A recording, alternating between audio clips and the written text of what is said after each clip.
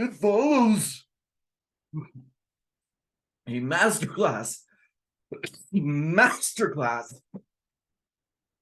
a masterclass in the art of creating intense, creeping dread. It follows continues to confound and fascinate horror fans almost a decade after its release.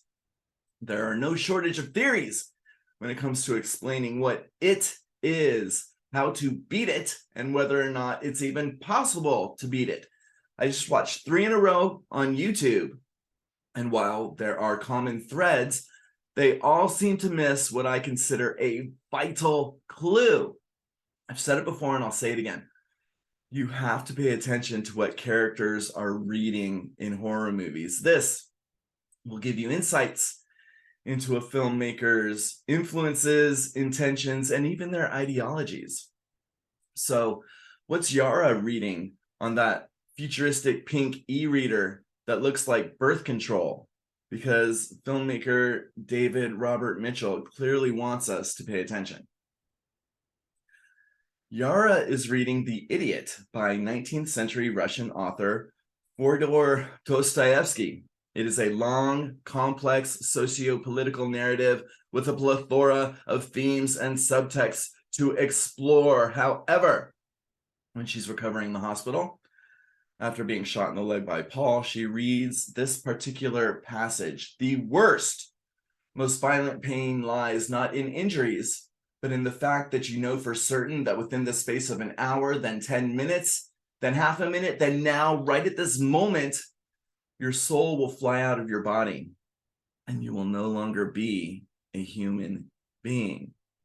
So some interesting backstory. Dostoevsky was a political prisoner sentenced to death. He was literally facing his firing squad when a last-minute reprieve came down from the Tsar of Russia. It had a profound impact on him. And in The Idiot, he writes about witnessing a man being put to death by guillotine. He theorizes that in the 10th of a second it takes for the blade to decapitate, the man has already gone insane, because there is no greater suffering than seeing your death approaching and not being able to do anything about it. He says time slows down. So, what does this have to do with the entity and It Follows? Does it mean that it's not an STD demon like all the videos say? I mean, it could be, but it's also something more profound and universal.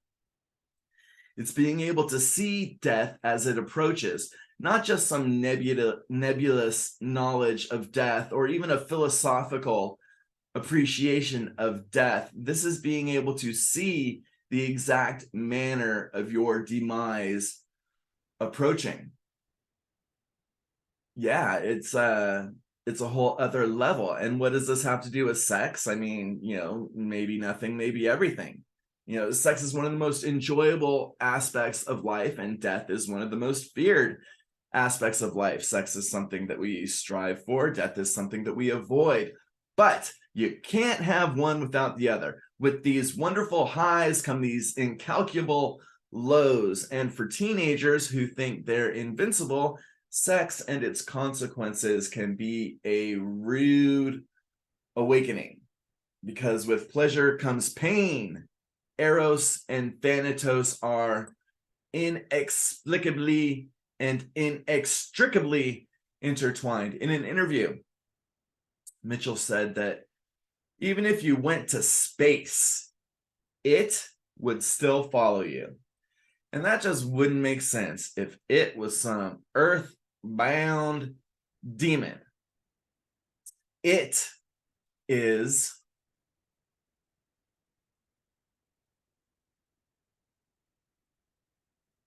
death itself. And it follows each of us.